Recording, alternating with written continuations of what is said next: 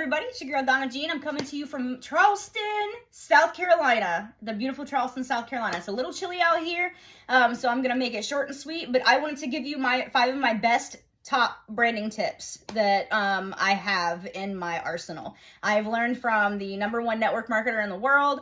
She is my upline, and of course, hard head makes for a soft ass, so buckle up, because what I tell you, it needs to be done. I've done this, I'm doing it, and it's working.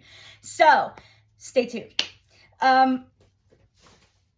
First off, we want to talk about branding. Okay, so branding is super, super important, and here's why.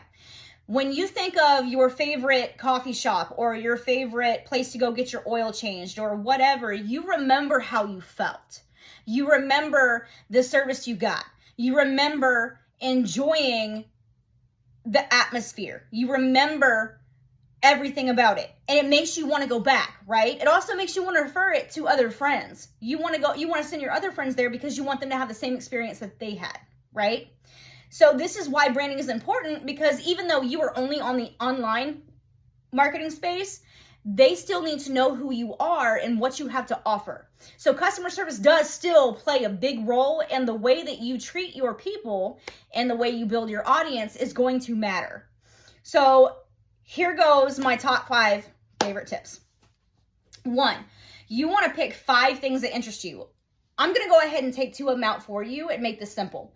The first one you're going to take out is your business. That's 1. The second one, your products.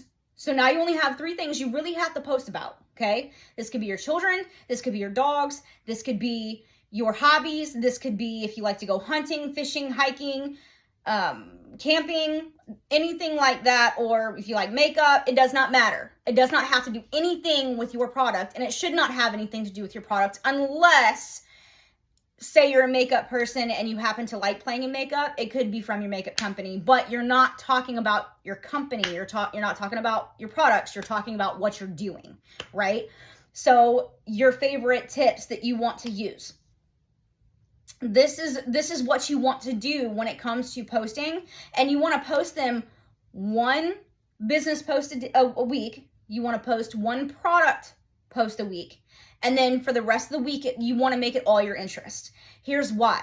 Because when you have your product all down your page and your company all down your page, there's no mystery to it. They're not going to stick around, especially if they're one of those people that do not like to be spammed, which I'm one of them. If all I see is your product on your page, I'm not going to think twice. So here's the thing. When you are doing business, you want people to know who you are, because people do business with people they know, people they like, and people they trust. If all they have is your product or your opportunity posted down your timeline, what is that going to lead them to? Oh, she's just a poster girl for the company and I'm not going to get anything out of her.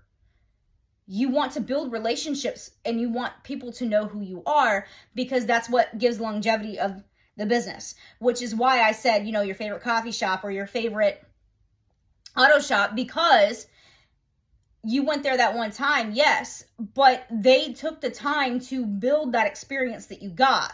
So the question is, if you're not building that experience that you have on your timeline, what are you doing?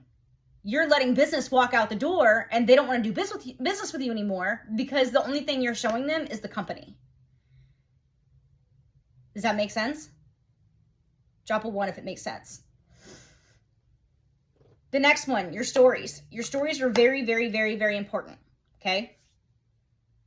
You want to post something that you do in the morning. You want to post at least 5 stories. One of my favorite things to do is go to Pinterest and find a couple of memes that I think are hilarious. Why? Because it shows my friends and family my kind of humor. It just kind of makes the day lighthearted, right? I do have a personal company. I do own a business in the network marketing space. And so I post the first story that I post is like in my stories is me using the product, right? Because you got to become a part of the product before someone else is going to want to use it. Next, I put a couple of memes in there. And then if usually on the weekends, it's pretty it's pretty chill. We don't really do anything.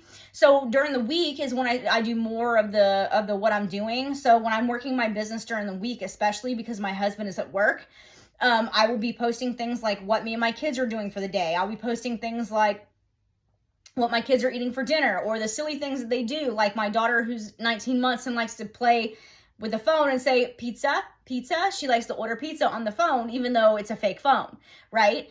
So those are the things that I would post. Or if you're a dog mom, you want to post about your dogs. You want people to know who you are, because that's what draws them in. They need to see that you're a person, not a product or a company. Next, you want to build your relationships with your audience.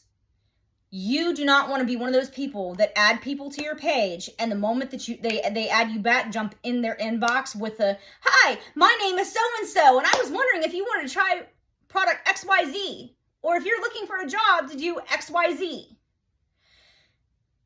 People do business with people they know, like the people they trust.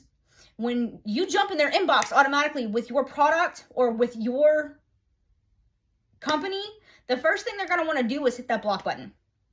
That's because it makes people cringe. Like, they don't want to be sold to. That's the whole point of marketing. You don't want to be sold to. It's almost like, say you've never heard of a department store in your local mall before, right? You walk around, and next thing you know, you've got someone that's walking straight up to you and saying, hey, be my friend. By the way, you should try this and this and this, and it's 50% off.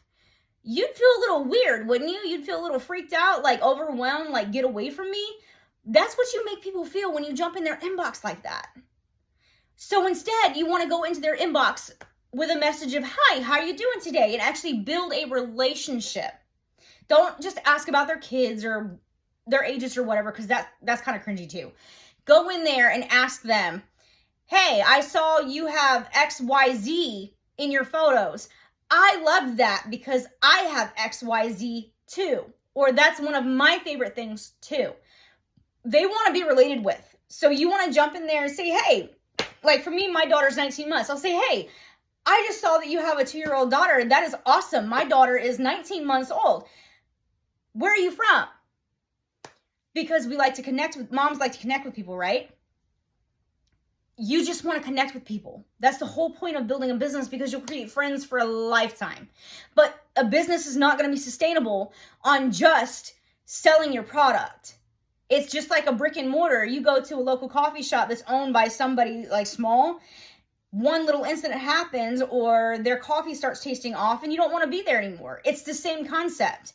You want to be able to do business with people you know, people you like, people you trust. And the last thing you're going to do is go and do business with somebody who only wants to plaster their page and jump in your inbox with their product. So why would you do it to other people? Am I making sense? I hope so. If you know people like this, do me a favor and drop me a yes in the comments, because this is crazy. My final and last one is, you ready? Be consistent. Hardheads can't listen, they got to feel, and I was that person. I tried 2 different companies following the same person for years. While she continued to grow, I continued to go like this. Okay? I was going down yonder, and it was not coming back up, so I quit.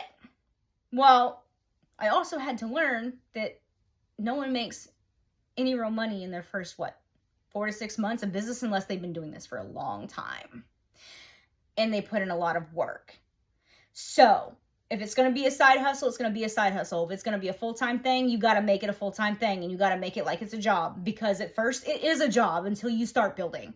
So I hope this helps. Just be consistent. Even if you're going live in front of the camera and nobody's watching, I promise you, somebody is watching. You will always have somebody watching. So with that said, we'll see you another time. Much love to you.